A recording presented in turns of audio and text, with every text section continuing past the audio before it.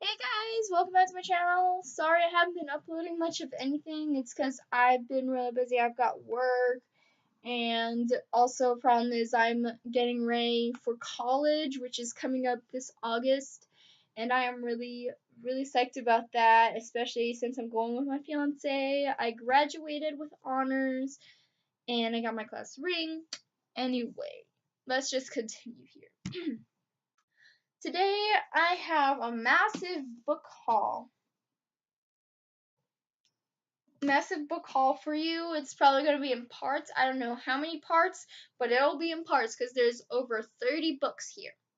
And I'm not about to go through and just do all that. So, yeah. Anyway, let's just get started with the smallest pile. First book I have here is The Second Girl by David Swenson. He's a good detective with a bad habit. Frank Marr knows crime in Washington, D.C. A decorated former police detective, he retired early and now ekes out a living as a private eye for a defense attorney. Frank Marr may be the best investigator the city has ever known, but the city doesn't know his dirty secret. A longtime drug addict, Frank has lent his considerable skills to hiding his secret from others. But after he accidentally discovers a kidnapped teenage girl in the home of a local drug gang, Frank becomes a hero and is thrust into the spotlight. He reluctantly agrees to investigate the disappearance of another girl, possibly connected to the first, and the heightened scrutiny may bring his own habits to light too. Slippery, charming, achingly vulnerable, Frank Marr is an unforgettable anti-hero at the center of a tightly coiled thriller where every scene may turn disastrous. The Second Girl launches that explosive new series from an author who knows the criminal underworld inside out. So, wait, whoa. Yeah. So this is a mystery novel. Since it was in my genre, this is a mystery novel. Guys finding a missing girl. Oops. Next up, I have Double by Jenny Valentine. This book follows around this guy who's actually mistaken for another person who looks just like him. And so he decides to turn into that guy, and he gets everything he's ever wanted. Perfect family, friends, everything, but something isn't really right, and things don't go like he planned, and he ends up getting thrust into this whole mystery about what exactly happened to the real person, and so that's what he gets thrown into. Next up, I have Sister Dear by Laura McNeil. This book is a mystery novel, and it says, convicted of a crime she didn't commit, Allie watched a decade of her life vanish. Time that can never be recovered. Now out on parole, Allie is determined to clear her name, rebuild her life, and reconnect with the daughter she barely knows. But Allie's return home shatters the quaint coastal community of Brunswick, Georgia. Even her own daughter, Caroline, now a teenager, bristles at Allie's claims of innocence. Refusing defeat, a stronger, smarter Allie launches a battle for the truth, digging deeply into the past even if it threatens her parole status, personal safety, and the already fragile bond with family. As her commitment to finding the truth intensifies, what Allie ultimately uncovers is far worse than she imagined. Her own sister has been hiding a dark secret, one that holds the key to Allie's freedom. That was interesting, and that one was a mystery. The next book I have here is The Girl I Used to Be by April Henry. And it doesn't say much. It just says 14 years ago, a 3-year-old girl was the only survivor at a horrific murder scene. All these years later, that same girl is determined to search for the truth, but the killer is even more determined to stop her. Now this one though, I'm thinking about actually pulling this out and adding it to my currently reading, because that sounds super interesting. Next one I won in a Goodreads giveaway, and that is Arope the White Snake, a novel by Guinevere Lee. This one is set to release. Hold up. Here it is. This is set. It's already been out. I got a letter here. It says, "Dear reader, congratulations on winning an advanced copy of my novel. I am so excited for you to enter the world of the Whispers of the Gods. A Rogue will be released officially on June 5th." So basically, this one was already released, and it says, "We were the first, and we will be the last. The whisperers of the gods have seen the vision of the gods destroying the world in a flood because the old ways have been corrupted and forgotten. 3 are chosen, Tersh, Kareth, and Shadi, to go out and warn the world. The gods must be appeased. In a rope, the white snake, Tersh, must leave her children and travel to Matawai, the kingdom of the mountains. She also must care for Kareth and keep him out of trouble. Kareth, told since birth that he is destined for greatness, has been expecting this moment. Certain that he is ready, he quickly discovers that his confidence and curiosity have a tendency to lead him into dangerous situations. Shadi finds himself traveling alone to find the people of the jungle, the Petzuhalpa. The jungle seems like a paradise until he discovers the darker rituals practiced within. Samaki is a merchant who returns to Mahat to find his home destroyed, his father dead, and no one to buy his expensive cargo. With his first mate, Tiharki, the merchant struggles to move forward after his entire world has been upended. One second. Sorry about that. My cat was being stubborn. But anyway, where was I? The stories of these 4 travelers intersect and entwine with each other as they move towards their destinations. Guided by visions, the Whisperers must use their wits to survive in these strange new lands. One would rather use them as political pawns than listen to their warnings. This is an interesting one, and I love the cover. This is a paperback edition, and I really love the cover. I'm wondering with the if she actually came out with a hardcover, I wonder what it looks like. Okay, next up, I got this at Target, and that is The Assassin Game by Kirsty McKay. This one is, I believe, a thriller. I think this is a thriller. So it says here, tag your it. It's 4 o'clock a.m. when they come for me. I am already awake, strung out on the fear that they will come, and the fear that they won't. When I finally hear the click of the latch on the dormitory door, I have only a second to brace myself before. At Kate's isolated boarding school, Killer is more than a game. It's an elite secret society. Members must avoid being killed during a series of thrilling pranks, and only the game master knows who the killer is. When Kate's invited to join the Assassin's Guild, she knows it's her ticket to finally feeling like she belongs. But when the game becomes all too real, the school threatens to shut it down.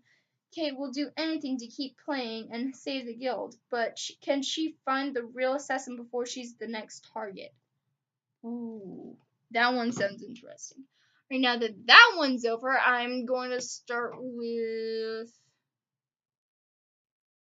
maybe the middle. Yeah, let's go. Next book in the middle stack is Zodiac by Romina Russell. This book, I actually was interested in it, and it's a sci-fi, and it's big. I'm not sure how many pages. 439 pages. There are 439 pages, and it's all like space and everything. Zodiac, the planets these people live on. There are different types of zodiacs. Like there's a Pisces, there's a Scorpio, and it says, in a galaxy where your sign determines which planet you call home, Ro, the young guardian of Cancer, must find a way to unite the divided houses of the zodiac before an ancient evil destroys them all. But who will believe anything this young novice says? Whom can Ro trust in a universe defined by differences, and how can she convince 12 worlds to unite as one zodiac? So, apparently something involving the 13th sign.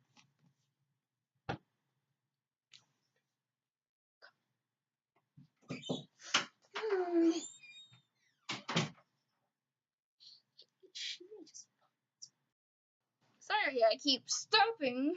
I keep getting interrupted. Anyway, the next book I have here is Alienated by Melissa Landers. This book is a book that I've been wanting to go after for a while, and it was $3.95. Oh, I almost forgot. And Zodiac was $4.25. So anyway, Alienated. This is what it says. 2 years ago, the aliens made contact. Now Kara Sweeney is going to be sharing a bathroom with one of them. Handpicked to host the first ever linear exchange student, Kara thinks her future is set. Not only does she get a free ride to her dream college, she'll have inside information about the mysterious leaders that every journalist would kill for. Kara's blog following is about to skyrocket. Still, Kara isn't sure what to think when she meets Alex. Humans and layers have nearly identical DNA, but cold, infuriating, brilliant Alex couldn't seem more alien. She's certain about one thing, though. No human boy is this good looking. But when Kara's classmates get swept up by anti-Lear paranoia, Midtown High School suddenly isn't safe anymore. Threatening notes appear in Kara's locker, and a police officer has to escort her and Alex to class. Kara finds support in the last person she expected. She realizes that Alex isn't just her only friend, she's fallen hard for him, but Alex has been hiding the truth about the purpose of his exchange and its potentially deadly consequences. Soon Kara will be in for the fight of her life, not just for herself and the boy she loves, but for the future of her planet.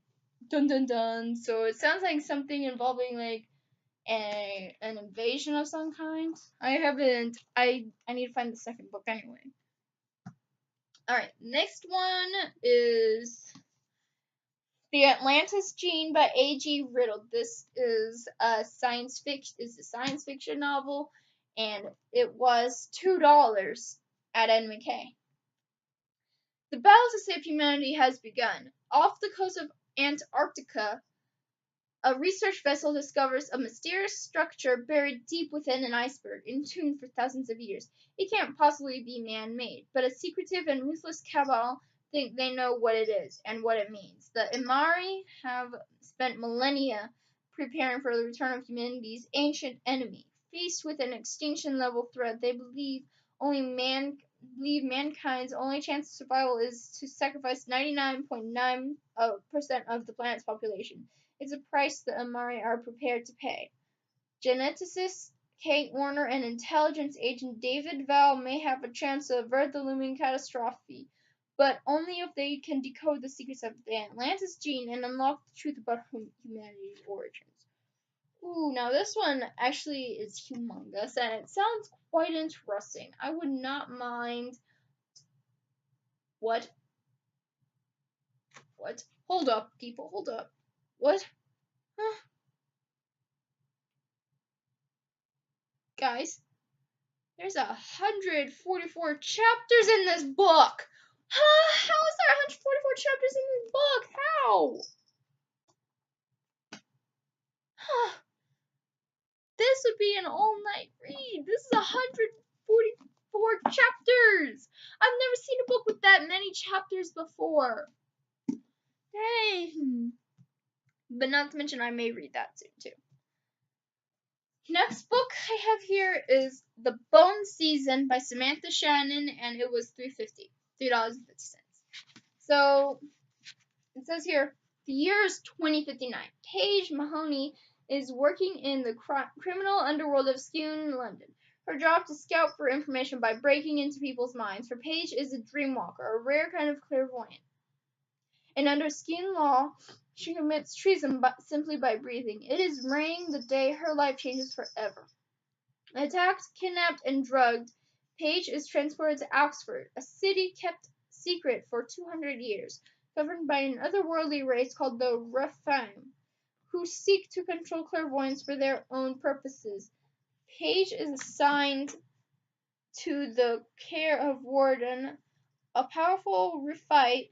He is her captor, her trainer, her natural enemy. But if she wants to regain her freedom, she will have to get close to him. and learn something of his mind and his own mysterious motives. The poem season introduces a compelling heroine, a young woman discovering her powers in a world where everything has been taken from her. It also introduces an extraordinary young reader with a huge ambition and teeming imagination. Samantha Shannon has created a bold new reality in this riveting debut. So this is a debut novel. I've never read it. This is the first time I've read something of Samantha Shannon, and it's a debut novel. What are the odds? And I've heard people talk about it a lot.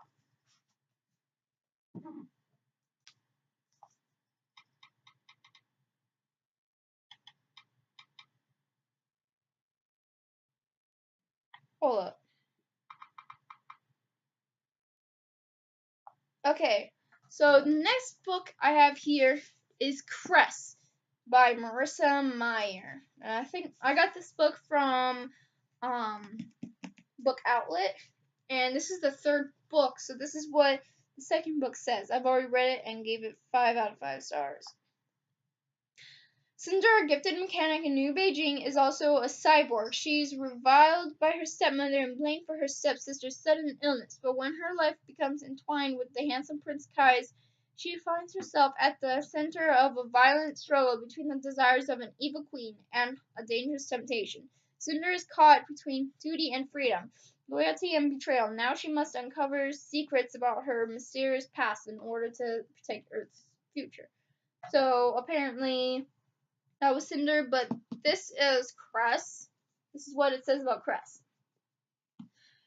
Cress, having risked everything to warn Cinder of Queen Levana's evil plan, has a slight problem. She's been in prison on a satellite since childhood and has only ever had her net screens as company. All that screen time has made Cress an excellent hacker. Unfortunately, she's just received orders from Levana to track down Cinder and her handsome accomplice. When a daring rescue of Cress involving Cinder, Captain Thorn, Scarlet, and Wolf goes awry, the group is separated. Cress finally has her freedom, but it comes at a high price. Meanwhile, Queen Levana will let nothing prevent her marriage to Emperor Kai. Cress, Scarlet, and Cinder.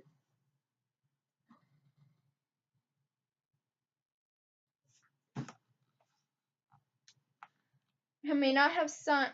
Cress, Scarlet, and Cinder may not have signed up to save the world, but they may be the only hope the world has.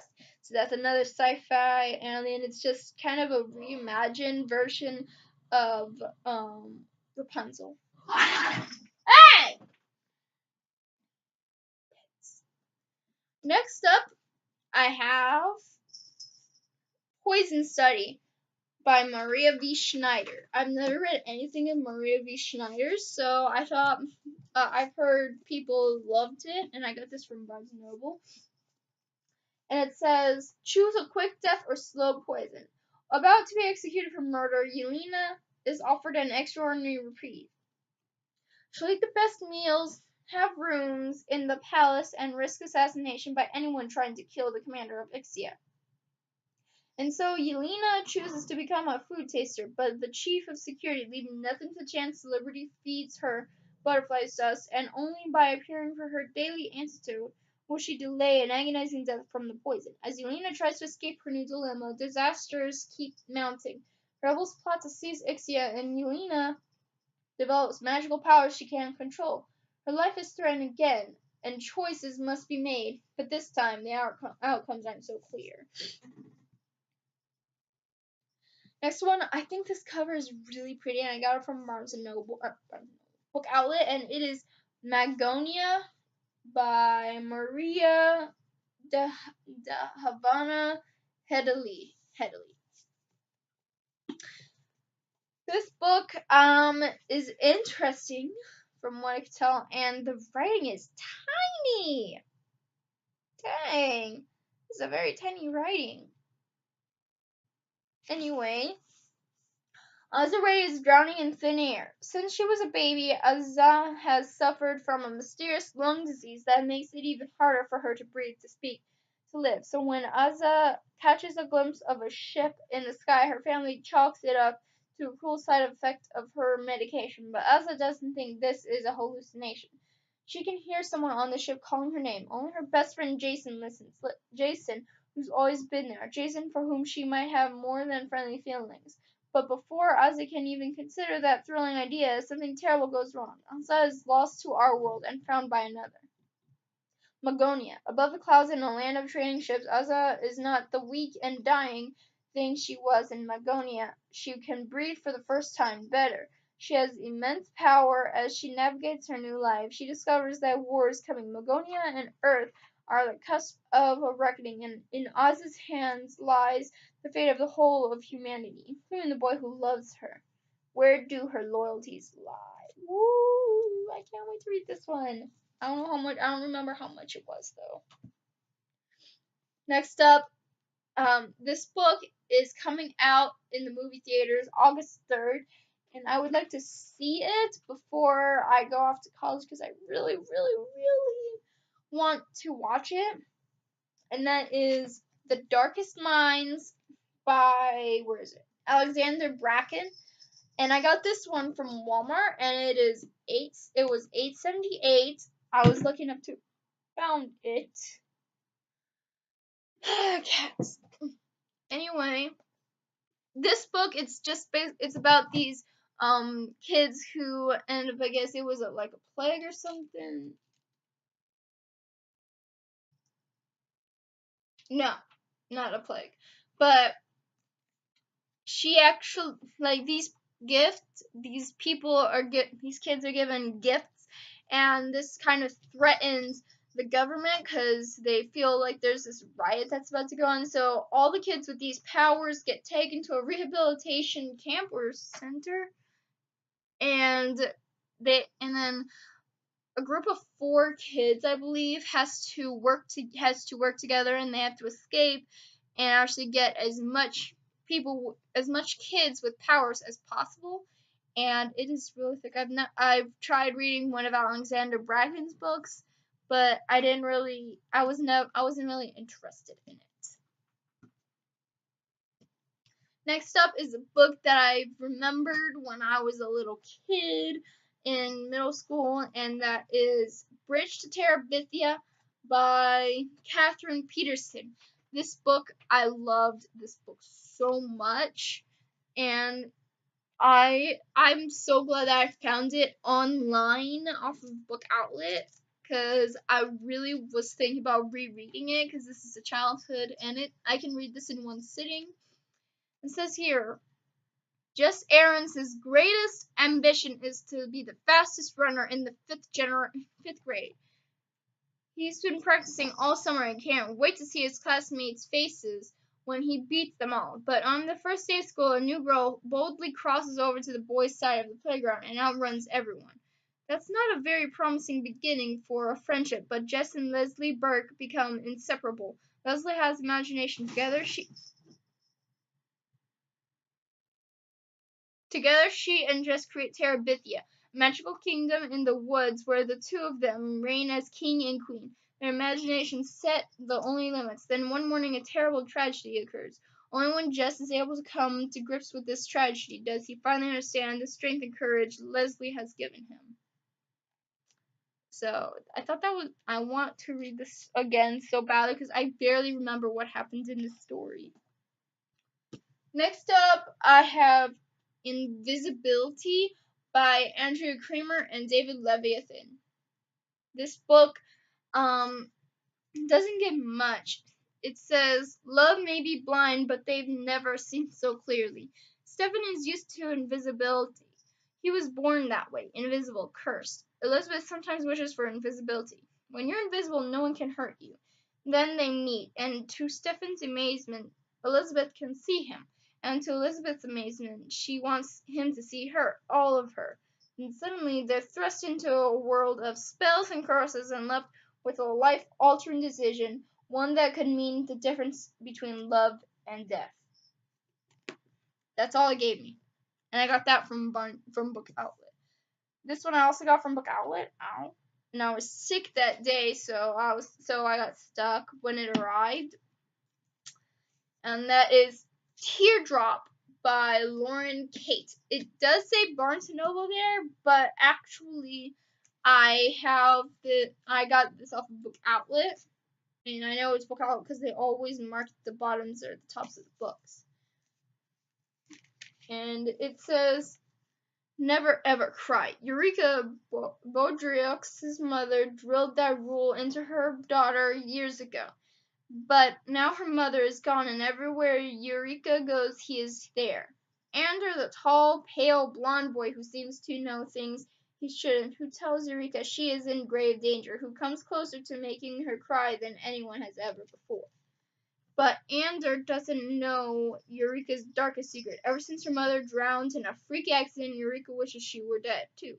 She has little left that she cares about, just her oldest friend, Brooks, and a strange inheritance, a locket, a letter, a mysterious stone, and an ancient book no one understands. The book contains a haunting tale about a girl who got her heart broken and cried an entire continent into the sea, and something about the story is uncannily familiar. Eureka is about to discover that the ancient tale is more than a story, that Ander might be telling the truth, and that her life has far darker undercurrents than she could ever imagine. From Lauren Kate comes an epic saga of heart-stopping romance, devastating secrets, and dark magic. A world where everything you love can be washed away. Okay, Kat, are you done?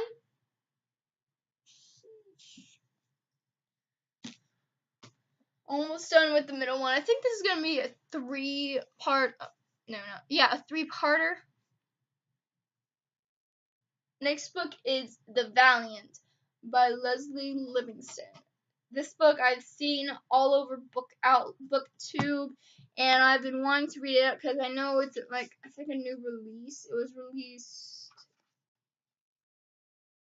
in 2017. Yeah, it was a new release. It was released in 2017, so last year, and it's basically involving like this girl. She's a warrior, a Viking warrior, and I really love these kinds of things because it reminds me of this TV show called Xena Warrior Princess. I love that show. I have the entire series on DVD.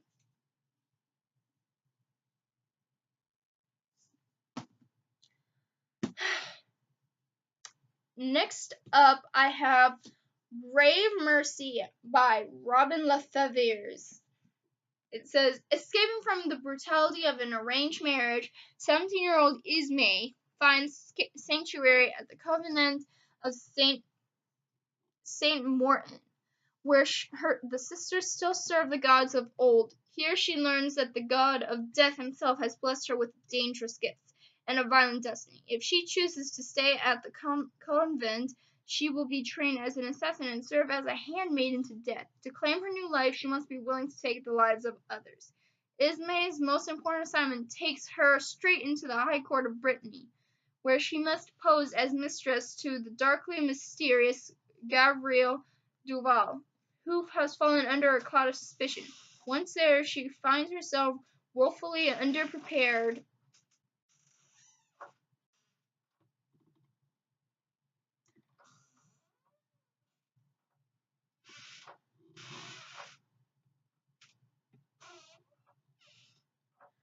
Where is it? Woefully underprepared, not only for the deadly games of love and intrigue, but for the impossible choices she must take. For how can she deliver death's vengeance upon a target who, against her will, has stolen her heart? This is a fantasy. I love these kinds of books, and I don't know how many chapters there are. All I know is there are 566 pages.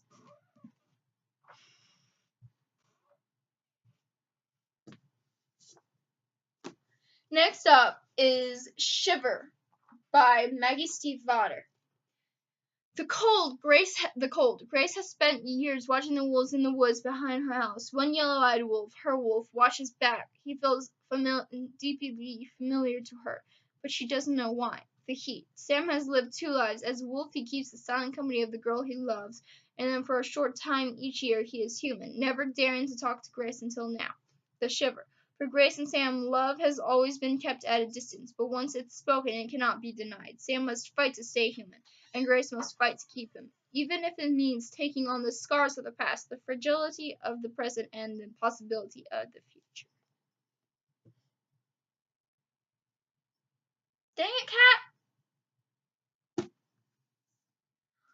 Okay, so I'm almost done, and hold on.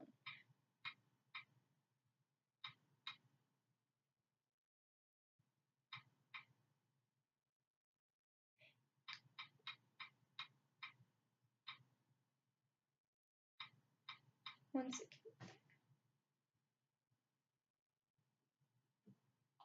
Okay, anyway, next book I have here is from Book Outlet, and that is The Bargaining by Carly Ann West. I don't know if you can see that. There, now you can see it.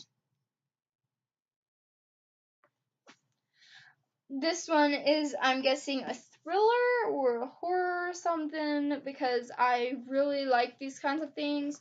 I kind of got creeped out with the murmuring, so I hope this.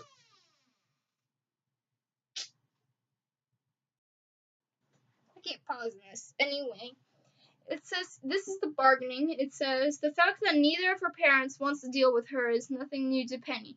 She's used to being discussed as a problem, one her mother has finally passed on to her father. What she hasn't gotten used to is April, her stepmother, especially when Penny finds out that the summer with April in the remote woods of Washington to restore an old broken-down house set deep in a dense forest. Carver House is filled with abandoned furniture, rich architectural details, and a chilling past. The only respite Penny can find from renovations is in Miller, the young guy who runs the local general store. He's her only chance at a normal and enjoyable summer. But Miller has his own connection to the Carver house, and it goes beyond the mysterious tapping at windows, the handprints smudging the glass panes, and the visions of children calling Penny into the dark woods. Miller's past just might threaten to become the terror of Penny's future. Oh yeah, my book's collapsed. And the last one, since I'm at like 31 minutes now, this is the last one. And then there's going to be a part 2 and 3. I'm going to upload part 1 for today. Anyway, let's just get this started. Next book I have, the last book in the middle stack is Haunting the Deep by Andrea Mather. And this is the second book in How to Hang a Witch. So, it says here, I'm reading what it says here. Salem, Massachusetts is the site of the infamous witch trials and the new home of Samantha Mather. Recently transplanted from New York City, Sam and her stepmother are not exactly welcomed with open arms. Sam is the descendant of Cotton Mather, one of the men responsible for those trials, and almost immediately she becomes the enemy of a group of girls who call themselves descendants. And guess who their ancestors were? If dealing with that weren't enough, Sam also comes face to face with a real, live, well, technically dead ghost. A handsome, angry ghost who wants Sam to stop touching his stuff. But soon Sam discovers she is at the center of a centuries-old curse affecting anyone with ties to the trials. Sam must come to terms with the ghost and find a way to work with the descendants to stop a deadly cycle that has been going on since the first accused, which was hanged. If any town should have learned its lesson, it's Salem, but history may be about to repeat itself.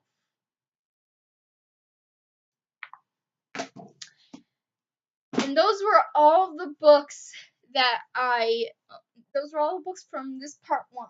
I hope you guys enjoyed this, and I am sorry I keep on pausing, but I keep getting interrupted. First by a cat, then by my dad, then by my cat again. So, yeah. I hope you guys enjoyed this. I'm sorry if there's like a few stops, but like I said, I stopped 3 times because of a certain animal and my father. Anyway, thank you for watching. I hope you guys have a great day. I'm gonna try to record more of these book hauls. I got like part 1, part 2, and 3 left to do. So, peace.